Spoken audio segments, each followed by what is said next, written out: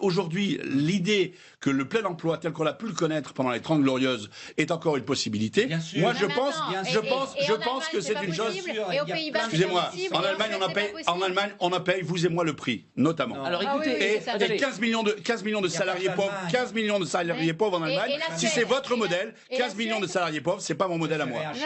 Et regardez Agnès Verdier-Molinier, on a Georges. Alors, si vous aviez été chômeur et salarié pauvre, vous seriez à peu près la différence. Moi, j'ai été les deux dans ma vie, vous voyez, j'ai cette chance. Regarde, c'est ma chance. Alors, il ne s'appelle pas Georges Marchais, paix à son âme. Il s'appelle Georges et c'est une sentinelle qui est avec nous. Il a son petit téléphone collé et il est ravi d'être avec nous ce soir. Vous êtes un salarié. Comment vous regardez ce débat? Parce que on a quand même un débat sur cette question du travail. On reproche à cette campagne présidentielle de ne pas aborder les sujets. Là, il y a un thème clivé. Il y a la question de la loi El Khomri, il y a les 35 heures, il y a le revenu universel. Qu'est-ce que vous en pensez, vous, des syndicats, d'abord, pour commencer par le début, vous qui suivez notre émission? Ils sont utiles? Ils vous semblent utiles, les syndicats? Ils sont utiles, mais dans le sens où je rejoins ce que disait le député, enfin, le soutien de M. Fillon, que des fois, ils ont vu à quelle époque on vit, quoi. Donc, et pourtant, je suis de gauche, hein, vous voyez, comme quoi, peut-être qu'en vieillissant, je me droitisse, faites attention. Mais je reviens j'allais parler de ce qu'évoquait Michel Pouzol par rapport à Agnès sur le plein emploi. Oui, je le rejoins là-dessus, effectivement. Convivial, on est bien. Mais oui, elle a un charmant sourire. Mais bien sûr, écoutez, voilà. Mais voilà, ce que je disais, c'est que oui, le plein emploi, c'est complètement utopique. Donc là-dessus, faut arrêter. Si c'est pour avoir des salaires comme en Allemagne, les Français n'accepteront jamais.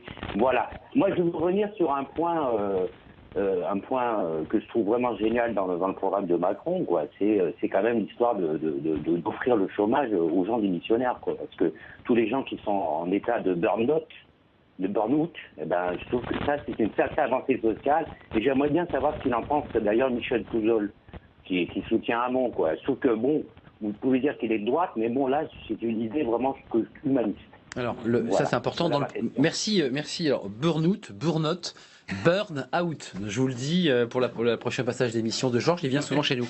Moi, je suis d'abord pour qu'on reconnaisse. Non, mais je taquine gentiment. Le burn-out comme une maladie professionnelle, c'est déjà ça, c'est une autre chose. Mais qu'on reconnaisse le burn-out comme une maladie professionnelle,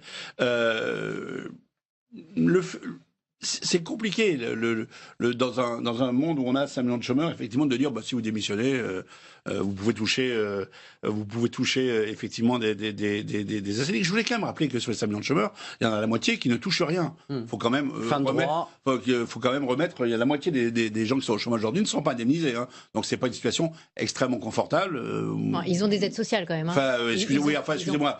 Vivez, je vous promets. Je vous encourage à vivre une année avec des aides sociales et puis après on reparlera. Vous verrez que vous n'aurez pas du tout le même discours parce que les aides sociales. Il y a beaucoup de fraude. Hein. Oui, enfin, excusez-moi. Je sais, les pauvres sont des fraudeurs par nature. Pas les patrons du CAC 40, pas ceux qui se font offrir des costumes par leurs amis, qui embauchent leurs femmes, etc. Ça va, s'il vous plaît, arrêtez. Comme par hasard, sur ces questions, il n'y a aucune transparence sur les données publiques.